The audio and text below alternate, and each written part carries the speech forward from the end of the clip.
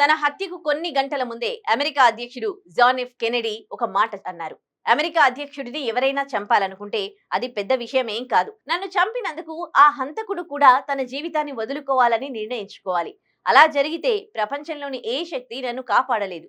America అధ్యక్ష చరిత్రలో అత్యంత ప్రజాదరణ పొందిన నాయకుడు జాన్ ఎఫ్ కెనెడీ హత్య ఇప్పటికీ మిస్టరీయే. అయితే ప్రెసిడెంట్ ట్రంప్ హయాంలో దీనికి సంబంధించి సంచలన వివరాలు వెలుగు చూడనున్నాయా? అప్పట్లో ప్రపంచం అంతటా సంచలనం సృష్టించిన అమెరికా అధ్యక్షుడు జాన్ ఎఫ్ కెనెడీ, ఆయన సోదరుడు సెనేటర్ రాబర్ట్ ఎఫ్ కెనెడీ, పౌర హక్కుల నాయకుడు మార్టిన్ లూథర్ కింగ్ జూనియర్ హత్యలకు సంబంధించి త్వరలో సంచలన నిజాలు వెలుగులోకి వచ్చే సూచనలు కనిపిస్తున్నాయి.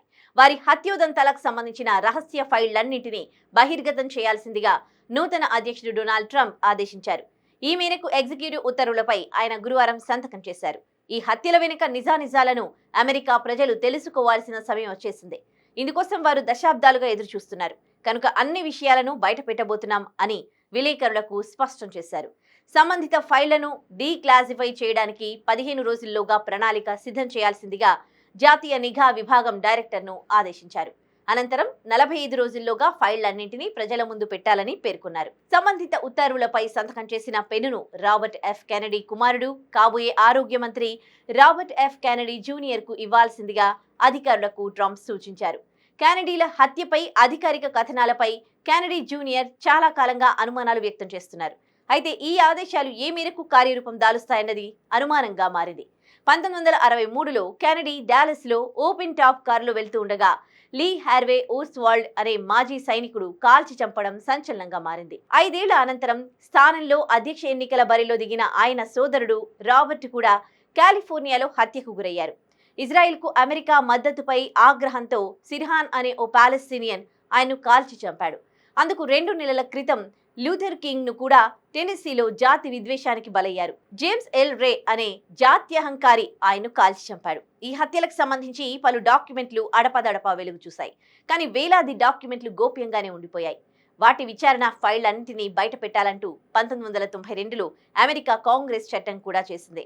ఆ మేరకు కెనెడీ హత్యకు సంబంధించి చాలా డాక్యుమెంట్లను గత 10 ఏళ్లలో ప్రభుత్వాలు బయటపెట్టినా లక్షలాది డాక్యుమెంట్లు ఇంకా గోప్యంగానే ఉండిపోయాయి.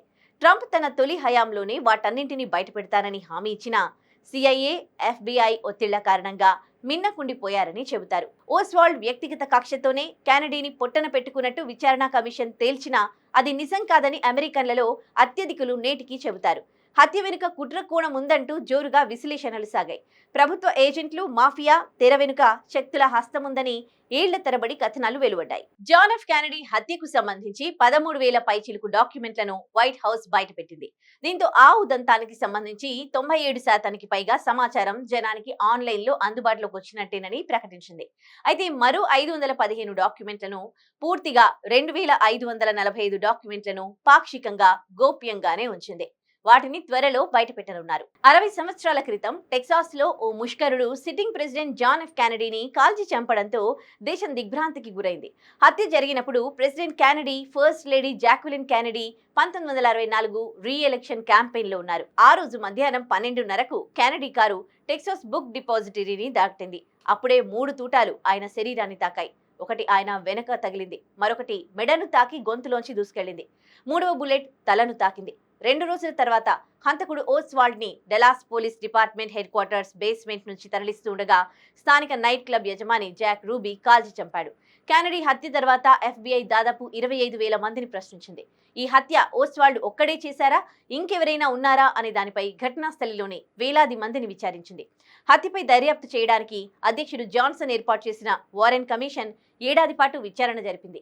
889 పేజీల తుది నివేదికలో కూడా ఓస్వాల్డ్ ఒంటరిగా వ్యవహరించాడని నిర్ధారించింది. కానీ గత 6 దశాబ్దాలుగా కెనెడీ హత్యపై చర్చోపచర్చలు, కొత్త కుట్ర సిద్ధాంతాలు ముందుకొస్తూనే ఉన్నాయి.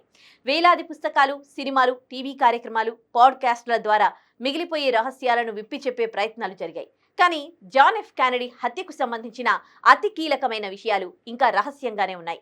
ఈ కేసులో కుట్ర సిద్ధాంతాలను జనం నమ్మడానికి కారణం ప్రభుత్వమే. అది హత్య వివరాలను పూర్తిగా ఎప్పుడూ విడుదల చేయలేదు. 2017 నాటికి పూర్తిగా డాక్యుమెంట్ల సమాచారం వెలువడాల్సిందే. కానీ ట్రంప్, బైడెన్ ఆ పని చేయలేదు. కెనెడీ ఎక్స్రేలు, పోస్ట్ మార్టం ఫోటోలను వారెన్ కమిషన్ పరిగణలోకి తీసుకోకపోవడం కూడా అనేక సందేహాలకు దారితీసింది.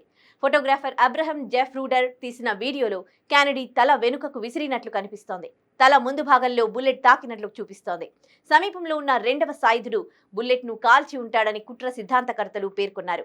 1968లో ఫోరెన్సిక్ పాథాలజిస్టుల బృందం, 1975లో సిఐఏపై వేసిన కమిషన్ కూడా కెనడీ వెనుక నుంచి 2 బుల్లెట్లు తగిలాయని అంగీకరించాయి. ఇక జాన్ ఎఫ్ కెనడీ హత్యలో సిఐఏ హస్తం ఉందనే కుట్ర సిద్ధాంతాన్ని ఆయన తమ్ముని కొడుకు రాబర్ట్ కెనడీ జూనియర్ గత ఏడాది సమర్థించాడు. సిఐఏ కెనడీని చంపించి ఉంటుందని, రహస్యాన్ని శాశ్వతంగా సమాధి చేసేందుకు హార్వేను పోలీసులు కాల్చి చంపారని ఊహాగానాలున్నాయి. కాగా కెనడీ హత్యను సోవియట్ యూనియన్ గూఢాచార సంస్థ కేజీబీ చేయించిందనే కోణం కూడా ఉంది. హంతకుడు ఓస్వాల్డ్ కొన్నేళ్ల పాటు సోవియట్లో ఉన్నాడు. కెనడీ హత్యకు అతడు క్యూబాలో శిక్షణ పొందినట్టు చెబుతారు. ఏదేమైనా మరికొద్ది రోజుల్లో కెనడీ హత్యలో 60 ఏళ్లుగా ఉన్న ఊహాగానాలు, రహస్యాలన్నీ వీడిపోనున్నాయి.